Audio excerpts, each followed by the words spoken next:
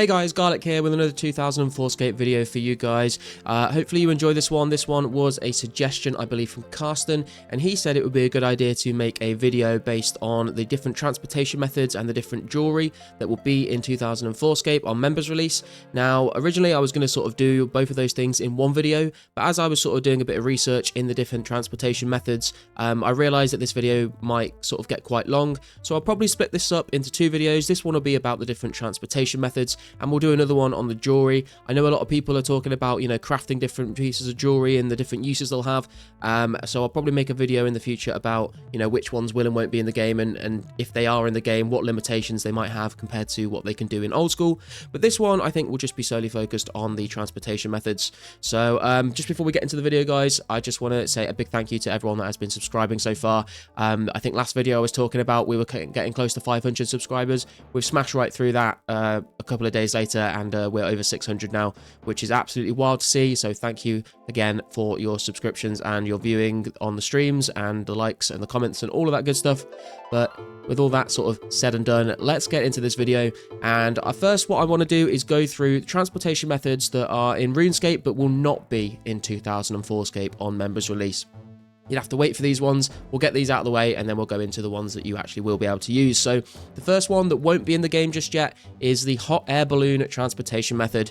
Now, this was originally added in 2006, and you got them from doing the Enlightened Journey quest. So that quest won't be in the game, so you won't be able to use the hot air balloons. I'm not sure how many people actually use these, to be honest, back in the day. I know in old school they're pretty slept on. I think maybe there was like a couple of niche scenarios where it was like a good option to use to get between certain places, but I'm not sure how useful it will be when it does come out. But yeah, that's 2006, so that will not be in the game for you to utilize. Another transportation method that was also in 2006 came out with the Eagle's Peak quest, and that was the ability to use the eagles to transport to the other different eagle sort of places on the map. So I believe there was one in the jungle, one in the desert, and one sort of at the Eagle's Peak quest near the tree gnome place. These eagles will not be in the game because the quest does not come out yet, so you will not be able to use any of those to travel around Gillenor.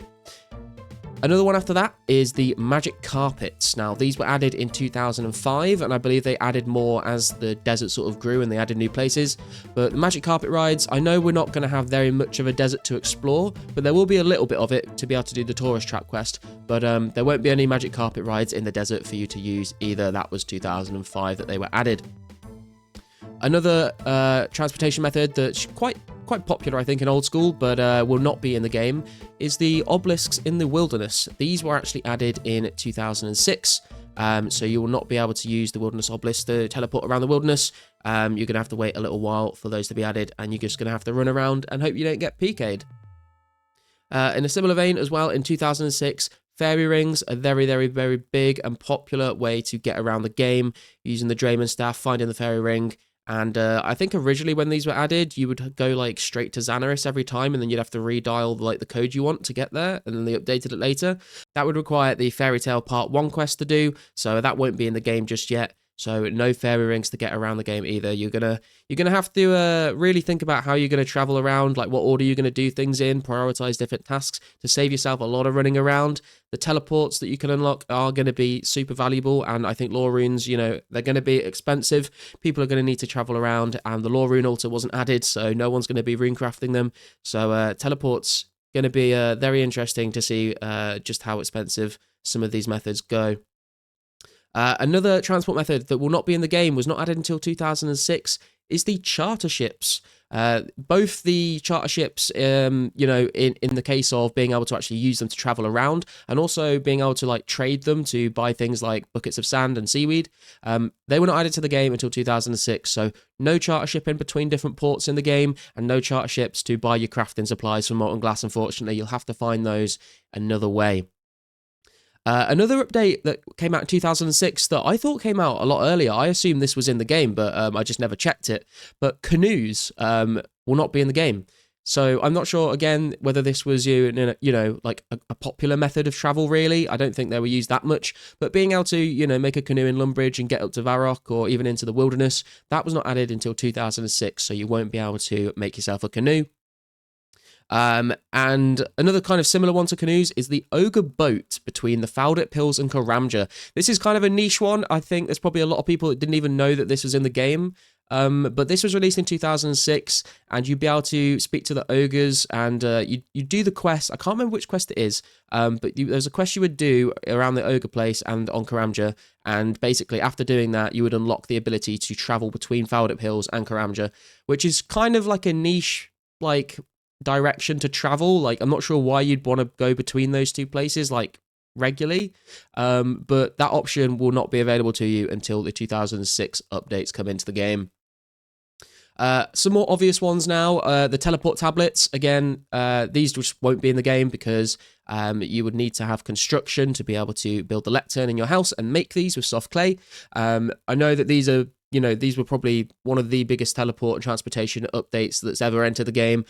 Teleport tabs have been hugely popular ever since they were added. Super, super useful to stack up in your bank and like take out with you to just have a one-click teleport. But that will not be available to you. You're going to have to take the runes and manually cast the teleport spells that you want.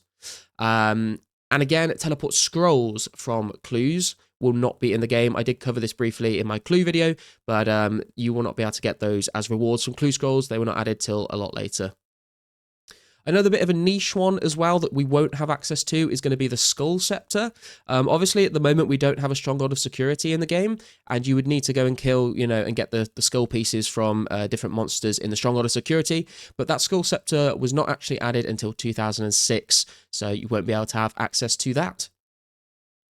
Now, one that might surprise a few people is going to be the Games Necklace. Now, this, I don't believe, was actually added until November 2004, so it's not like super, super long time away, but it won't be added until the Games Room is added into Berthorpe, which was November 2004, and when it does get added, it will only have the ability to teleport you to the Games Room. The ability for it to teleport you to Barbarian Outpost actually wasn't added until January 2007, which is way longer than I thought. I know I've heard a couple of people saying that, oh, well, the Games Room isn't in the game, sure, but, the Barbarian Agility course is in the game, so maybe you can get it and use it for that. That is not going to be the case, guys. It was only added to the Games Necklace to get up there because of the Barbarian Assault minigame. So no Games Necklace at all, and when we do get it at the end of this year, it will only teleport you to the Games Room in Berthorpe. Some other jewelry pieces as well that were not added until a little bit later was the combat bracelet in 2007, so you won't be able to use that or get any of the teleports from it. And the skills necklace, again, was not added until 2007, so you won't be able to use that to teleport to any of the guilds in the game, unfortunately. The Ring of Wealth is another piece of jewelry. It will be in the game, but I don't believe it will have any of the teleports. So you'll be able to make use of that and try and, increase your rare drop rates, but you won't be able to use it to teleport around. And finally, I just wanted to add on here, these are probably kind of obvious ones, but just for, pure transparency here, there will be no other spell books to switch to and teleport from. So, you can't do any of the Ancients or the Lunar teleports. And you won't have access to any of the modern jewelry, like the Necklace of Passage and stuff. That was an old school exclusive. That was never in RuneScape 2. And that just about covers sort of all the teleports that you will not have access to in 2004scape on members release. So let's just get into the methods that you will have access to. And there are sort of not as many as the ones we've just gone through that we won't have access to. But I'll go through the super, super obvious ones first of all. Obviously, just being able to teleport from your spellbook. So you'll be able to teleport to Varrock if you have 25 magic. Teleport to Lumbridge will be 31 magic. I guess it's worth mentioning, obviously you all already know this, but there's no Lumbridge home teleport in the game. If you're new and you've not started yet, there's no home teleport. You will be able to teleport to Falador at level 37 magic. You'll be able to teleport to Camelot at level 45 magic. And you'll be able to teleport to Ardy at level 51 magic, but you'll need to complete the Plague City quest. So that's going to be a really big quest to get done kind of early, because being able to teleport to Ardy, I think is going to be super, super useful. You've got thieving stalls there. You've got Ardy Knights there. You've got a lot of quests that happen around Ardy. If you don't want to teleport to Camelot and run all the way, then Ardy is a good place to teleport to. It's also a good place to teleport to in order to get to places like Tree Gnome Village and the Tree Gnome Stronghold, things like that. So 51 Magic and Plague City going to be pretty big unlocks for you on members release. And finally, with the spellbook teleports, is the Watchtower teleport, otherwise known as the Yanil teleport. This will teleport you to Unil, and you will require level 58 magic for this, and you also need to complete the Watchtower quest. So again, another quite useful teleport is the Watchtower teleport. So make sure you get your 58 magic and the Watchtower quest completed. Now, moving on from your standard spellbook teleports, spirit trees will be in the game. We can do the Tree Gnome Village quest, and we can do the Tree Gnome Stronghold quest. Or it's not Tree Gnome Stronghold quest, it's called the Grand Tree, sorry. We can do both of those quests, and we will unlock the ability to use spirit trees. These were actually added in 2002. And this will be able to teleport you between the Tree Gnome Village, the Tree Gnome Stronghold, and the battlefield of Khazard. The way that this will work is a little bit different in old school. Basically, when you use one, it will teleport you to the Tree Gnome Village, and then you'll have to go to the location you want. So if you're at the battlefield of Khazard and you want to go to the Tree Gnome Stronghold, when you use the tree, it will teleport you to the Tree Gnome Village first, and then you'll have to select the Tree Gnome Stronghold to get there. That's just sort of the way it was. And I know that over the years, they added more and more locations to spirit trees, but these, I believe, are the only 3 that you'll have access to in 2004scape on members release. And obviously, the ability to plant your own didn't come till much later, and we don't even have farming to be able to do that anyway. So you'll have spirit trees for those 3 locations. The next thing that is probably very well known, but I thought I'd include it anyway, is going to be the Wilderness Lever. So obviously, you know, in Edgeville, you can pull the lever, get teleported to the Mage Bank spot. And again, there is another lever in Ardy. That was added in 2002, so that should all still be functional as you expect it to be. Another one that's very popular is going to be the Captain Barnaby's ship. Now, you will be able to speak to Captain Barnaby in Ardy, and he can take you to Brimhaven, and then he can also take you back from Brimhaven to Ardy. This was in the game from 2002, and I think I'm going to be making quite a lot of use of this. I think especially early on, going through the quests, it's a good way to get between Brimhaven and Ardy. It's quite a useful one to do, so that will be in the game and available to you. Now, as we were, you know, if we're taking our boat from Ardy to Brimhaven, you might also be interested to hear about the Shiloh Village cart system. Now, I think, again, this is one that people kind of are aware of, but, like, no one really uses in old school anymore. But I think this will be really, really nice. Essentially, if you don't know the village cart system, you can speak to Haggerty in Brimhaven, and he will take you all the way down to Shiloh Village. Or you can talk to Vigroy in Shiloh Village, and he'll take you all the way up to the north of Brimhaven. Now, there is a cost to using this. You will be charged between 10 to 200 GP per trip, depending on how much money you have in your inventory. But I believe you can just pay the 200 GP, and it will skip all the dialogue options if that's what you want to do. But that was released in 2004, I believe March. So that should be in the game and available to us. That will be very, very useful because it's going to be so much running if you want to run all the way from the north of Karamja and Brimhaven, like all the way down to Shiloh Village. So that's going to be a nice one to use, I would have thought. And then a couple of little jewelry pieces that we will have available to us is going to be the Ring of Dueling. Now, there's a bit of nuance to this one. Essentially, we will have the Ring of Dueling, but we will only be able to teleport to the Duel Arena. We will not have any Castle Wars teleports or anything like that on it. Castle Wars won't come out till December 2004. So I don't know how useful that's going to be for us, to be honest. I mean, maybe it'll be kind of useful, but I don't see myself really using this, to be honest. Like, I think that you could use them to, like, runecraft fire runes, but you'd have to bring, like, teleports to get back to a bank if you wanted to do it efficiently. I know that when the Castle Wars teleport was added, it was very, very useful because you could have, you know, it was basically one of the closest teleports to a bank for a very long time. So you would just teleport to Castle Wars, get your essence, then you teleport to Duel Arena, go into the Fire Altar, teleport back to Castle Wars. It was super, super good. But with just the Duel Arena teleport on it, I'm not sure how popular these things will be. If anyone has some good suggestions on what they might be used for or how you want to use those, then please do let me know in the comments. I'll be very interested to read what you guys think.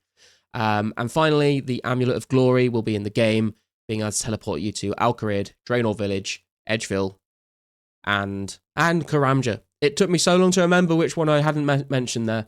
My God, my mind just blanked. Yeah, Edgeville, Karamja, Draenor Village, and Alcarid will be the options available to you when using an Amulet of Glory to teleport. And you should be able to recharge those at the Fountain of Rune under the Heroes Guild. So if you want to be able to recharge your own glories, get Heroes Quest done. Otherwise, you might have to trade people for it, and it might get a little bit tedious. But yeah, I think that just about does it for the transportation methods, guys. We'll probably, yeah, like I said, split off and do another one about all the jewelry and what will and won't be available, not just the teleport jewelry, you know, all of them and what they do. But that was the transportation methods. If you think I've missed anything or I've got anything wrong, please do let me know in the comments, and we'll put a pinned comment with any corrections that need to be there. But let me know what you think. You know, which transportation methods do you think will be used? Which ones do you think will just be kind of dead content? Which ones are you planning on using? If you've got any good like skilling methods or anything like that, any good strategies to synergize with any of these teleports, then please do let me know in the comments. And I think we've got a little bit more time just for a quick update on the bank and the stats, because we have made some significant progress since last video. So I will leave it to Garlic a few minutes from now to go through that with you guys. So guys, here we are at Edgefield Bank for a little bit of a stat update and a bank update. I can't remember exactly what levels I've gotten since last episode, so forgive me if I sort of repeat something I've already done or I've missed something that I didn't do last episode. But let's just go through the stats here. So we're at 60 attack, which is super nice. We'll finally be able to equip a dragon longsword when they get released on members. We're still at 60 strength. We've been training our defense up a little bit. I'm going to try and get this up to 60 before members, at 52 at the moment. I know I said I wasn't going to train range past 40, but we have started to do a little bit of range training. I think it would be nice to have 50 on members release to be able to use that magic short bow and the blue dragon hide, not the red dragon hide, as a lot of you guys pointed out in the last video. I don't know what I was thinking. I just got the two switched up in my head.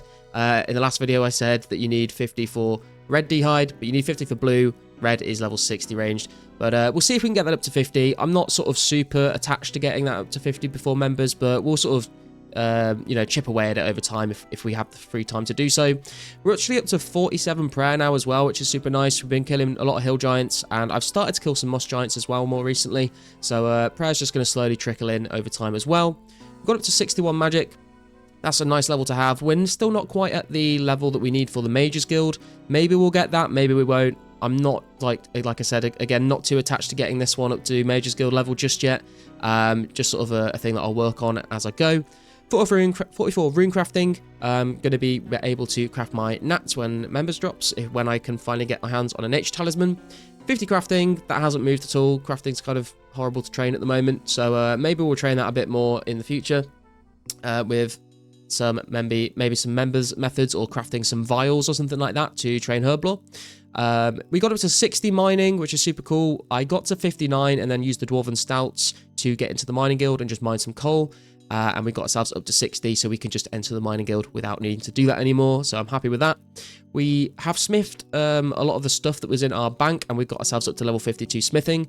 At the moment, I have been basically smithing steel bars into steel plate bodies and just high alching them for some money. I've got some in the bank that I still need to alch. I need to make sure I've got enough nature runes. And the fishing and cooking levels, they've gone up a little bit, 57 fishing and 59 cooking. I did AFK some more lobsters, and then on stream yesterday, we just did a bit of fly fishing and cooking before I realised how horrible it is to try and cook fish one by one whilst trying to read stream chat. It was way more difficult than I thought it was going to be, so probably something I'll just do off stream in my spare time and try and get those both up to 60. That would be quite nice. We did get up to 60 fire making as well, which is quite a big jump, I think, from last time. I kind of just wanted to get some total levels, and fire making seemed like a really easy way to do that. So basically, I just cut all my own willow logs and got 60 fire making. And that is also why you can see we now have 65 wood cutting, because I did go and chop all of those willow logs myself. We're up to level 73 combat right now, and 834 total. Very, very happy with those stats. Didn't think I'd be sort of, you know, have this higher total level by now. I thought it'd be a little bit further behind. But that's super nice to see. 61 HP as well, I forgot to mention. But yeah, the main goals at the moment are going to be 60 defense, maybe 50 ranged, and then getting 60 in fishing and cooking. I think that's basically been my main goals. If I still have time after that, maybe I'll go for 66 magic. Maybe I'll go for 68 fishing. Probably won't get that one. But yeah, that's sort of the stats and the goals right now. I'll quickly give you a little bank update. We just deposit some of this stuff as well. I probably should have done that before I started recording this clip, but it's okay. So we've got our runes still, 207 nats. I did use quite a lot of them to alch some steel plate bodies, 148 laws, been using those as well. Stocking ourselves up on some air runes and chaos runes because I'm planning on using these for the any of the bosses I need to kill and any of the quests. We've still got our logs and our oak logs and our willow logs here. As you can see, I've got more than enough for the 50 fletching, so I've got a little bit more there should I need it. We'll see what level that gets us to. I haven't calculated that out yet. We've still got the garlic stack going strong. We actually had a donation of 111 garlic on stream last night, which is super nice. So if anyone wants to donate any garlic, please feel free to come and trade me in game or message me. We've still got our trout and salmon. This has gone up a little bit from doing some fly fishing. I'm still not sure whether I should just be dropping them at this point because I don't know if I'll ever use all of these. I'm going to move on to lobsters at some point. Got 451 lobsters stacked up, just doing like the Karamja Pier, teleport to Falador, cook on the way back to the bank method. So I've kind of been avoiding using these even at Moss Giants for the time being. I kind of want to make sure that I've got enough food to get through all the quests. I don't think I'll use this many, but I like to, overestimate it a little bit just to be safe. We've got 224 iron newts still for our herblore stuff. The 361 limpwort stack is growing nicely, doing a lot of hill giants for that. And you will notice the steel bars have gone down significantly, and as well as the coal has gone down significantly, and our mithril ore has completely disappeared because it has been turned into these mithril bars. I'm trying to decide what I want to do with these, to be honest. I was kind of thinking that I would save them, turn them into mithril arrowheads, and then fletch my own mithril arrows, because that'll give me some smithing XP, it will give me some fletching XP, and it will mean that I've got some decent arrows to train my range level, especially if I can get that magic short bow. But I saw someone also mention they might turn theirs into like knives or darts. I'm not sure which ones are going to be better. If anyone like knows like concretely, like is it better to use darts, knives, or mithril arrows with a magic short bow? Do let me know. I know it's going to depend on the defense level of the monster you're killing, but if anyone has a general idea of which would be better to go for, I'm still kind of leaning towards the arrows for the fletching, but I guess I could do darts for fletching. The knives won't give any fletching XP though, so that's kind of where I am with my mithril bars. We smithed all of our gold ore into gold bars just for the smithing XP, and I will be using this probably with all these gems that I've been saving up. I've not made any jewelry just yet. I kind of want to see where the dust settles on like prices of things before I like make all of this stuff, and I'm figure out what I want to do with those. We've gone through the food, we've gone through the coal. The rest of it is just kind of junk still. We are at a 390k cash, which is very nice. That's just sort of slowly been accumulating. I've not really been doing anything to try and make any money. It's just, I'm playing quite self-sufficiently, so I'm not spending a lot of money on stuff. And then just since I've got high alch, it's just sort of going up and up and up. So expect that to keep growing. I did spend a decent chunk on my rune armor. I can't remember if I showed that off last video, but we bought ourselves a rune chain and a rune plate legs. Obviously, don't need the plate body right now. Nothing really needs it. Rune and chain body is fine, especially against like hill giants and stuff because they attack with crush. And other than that, the only real update is the 95 steel plate bodies. Did have some more, but I've been alching them, so I'm going to go through and alch these. That should make the cash stack go up quite nicely as well. But I think that's going to be it, guys. That's sort of the ramble on the different transportation methods and a little update on the bank and my skills. Members is less than a week away now. I'm getting very excited for it. I think it's going to be a good time. I should be streaming, on day of release. I'm thinking of starting my stream like just before the update pops, so we can all sort of, talk about it and get ourselves hyped up in the chat before it drops. Not sure what the downtime is going to be on the update, so I'm not sure when I'll start streaming, but we'll figure that out a bit close to the time. But that's going to wrap up the video for today, guys. Once again, thank you so much for watching. The subscriptions have just sort of gone through the roof. It's been wild. Even Mudkip popped into my stream last night, which was a nice surprise. And you guys have just been really cool with all the comments and all the views, and we've had some really good conversations on stream. I hope you're all enjoying the content. If you are and you're not subscribed, please do consider subscribing and leave a like on the video and a comment. Let me know what you are planning to do on members release and which of these transportation methods might be useful for what you want to do. Other than that, guys, again, thanks for watching. See you in the next one.